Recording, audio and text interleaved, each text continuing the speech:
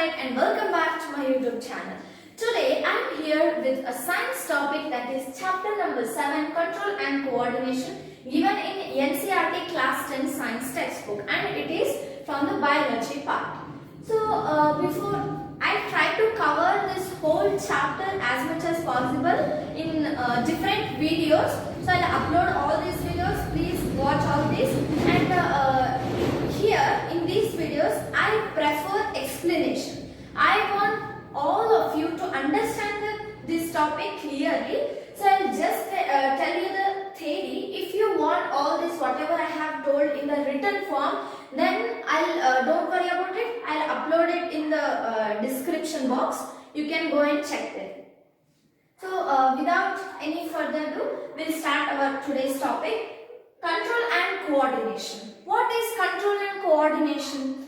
If we consider any work, then let us consider 10 members together. They are constructing a house. Then control and coordination is very much necessary among the people. So now let us consider our body, that is human body. If we consider human body, there are various functions that take place in our body, and each and every function needs the control and coordination of many organs, tissues and cells. So let us study in all those functions. The thing that we are going to study in this chapter is about the thinking function, that is which includes our brain, and how the information is transferred from one place to another in our body, that is transport system in our body. And in that the main thing is human nervous system. What is human nervous system? See here, you have already learned this in your class 9, that is first cell comes. It is very small basic functional structural functional unit of any organism, and by combining many cells we will get a tissue, and by combining many tissues we will get an organ, and from this we will get organ system, and from this we will get a complete organism.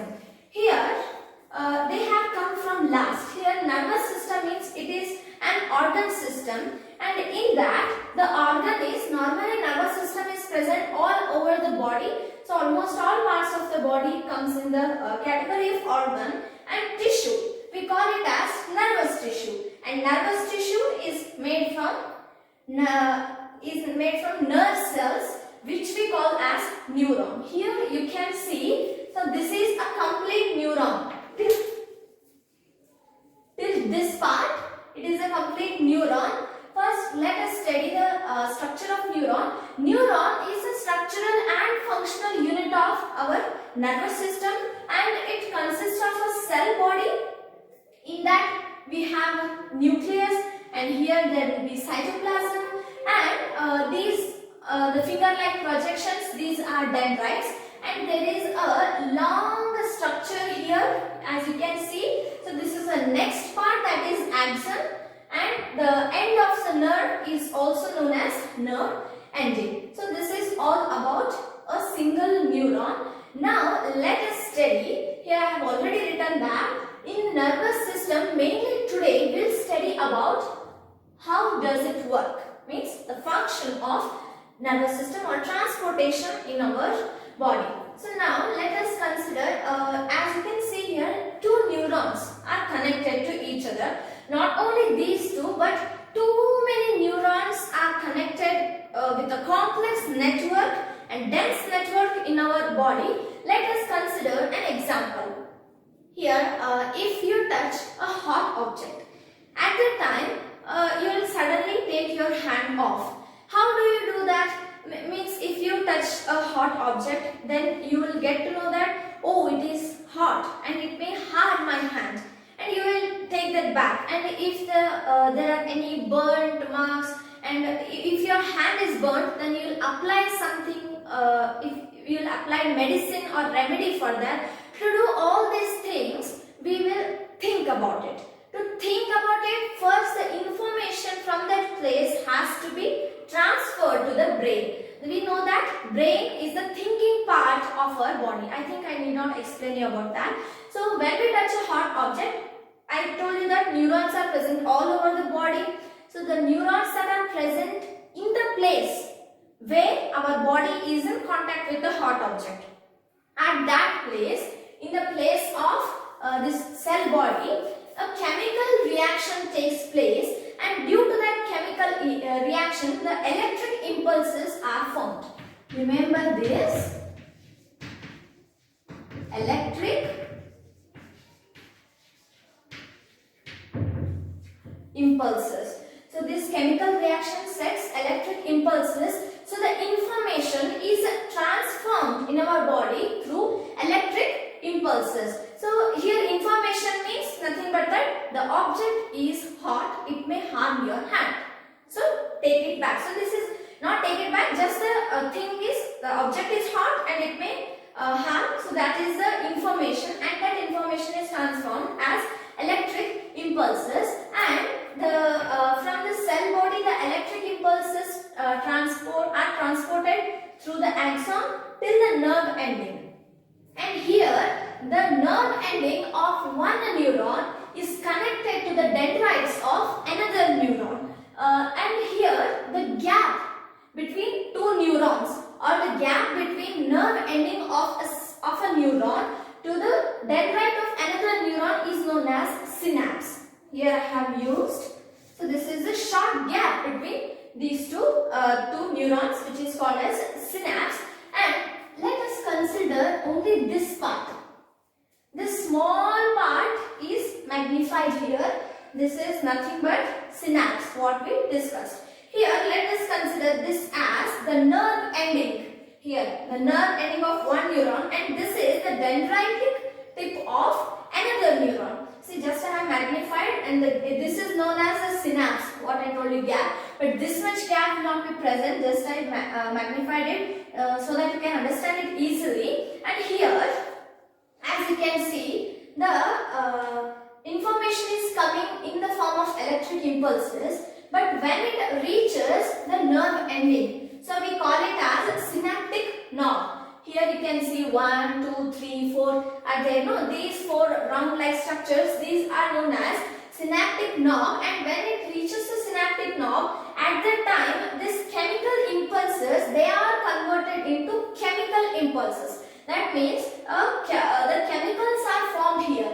The chemicals are synthesized in this place, and they are collected in the form of these vacuoles. These are known as synaptic vesicles. Synaptic vesicles.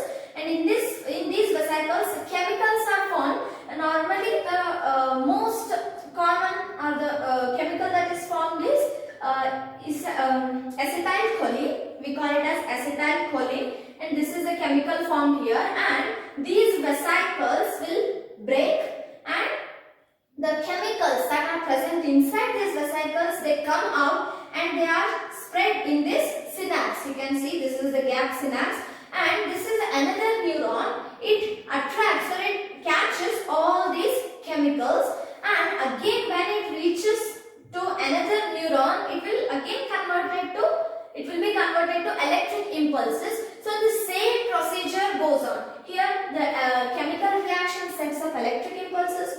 It travels up to here as electric impulses itself, but after coming here in the synapse, they will be converted into chemical, and they will be released into the synapse, and these dendrites of another neuron capture that one, and again they will